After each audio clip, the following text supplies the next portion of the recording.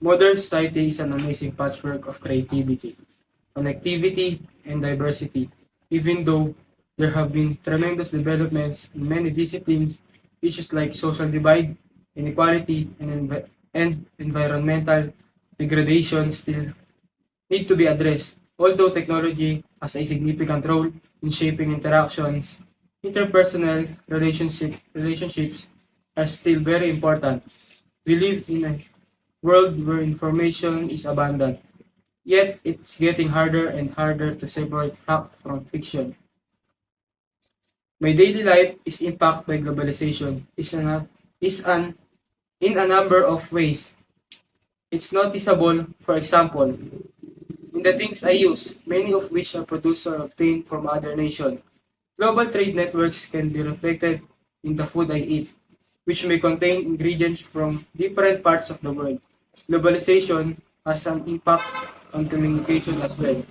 Globalization significantly influences the teaching profession in various ways, bringing both advantages and disadvantages. First is collaborative learning through international alliances, exchange programs, and online platforms.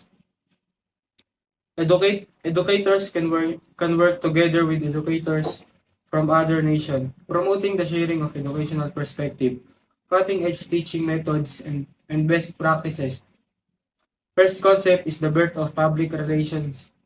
In the, vid- in the video, it is discussed how Edward Bernays, who is frequently referred to as the father of public relations, shaped contemporary advertising and PR strategies by appealing the unconscious urges and evoking strong emotional attachments to concepts and objects. Bernays employed Freudian principle to control public opinion and behavior. Next is consumerism and self-identity. The Century of the Self explores how consumer culture emerged in the 20th century, influencing individuals' sense of self-identity and fulfillment. Last is political manipulation.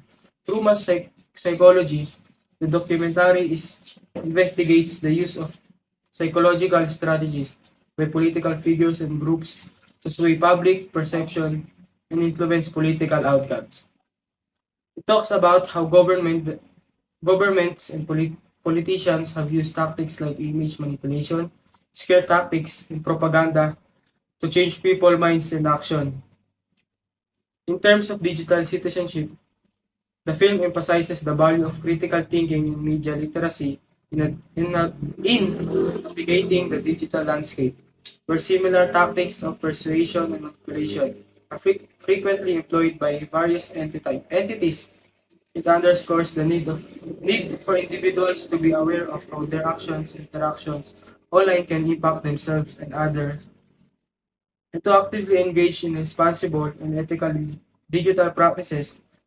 Though the documentary, the, though the documentary, The Century of the Self, does not directly address digital citizenship, it does provide insight into manipulation of public opinion and the power of media in shaping individuals and collective behavior.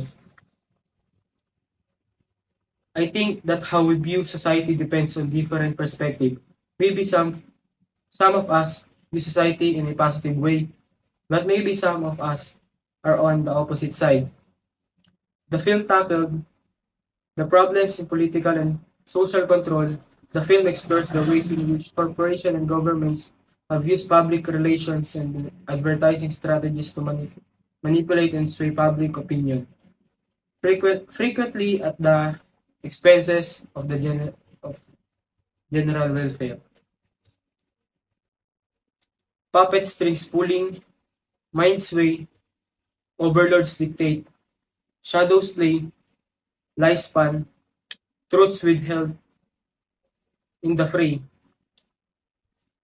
intertwined powers, leading stray, trapped in webs of controls array, injustice thrives, freedoms decay, corruption reigns, night and day, altered narratives, the price we pay, leaders lead but who holds away.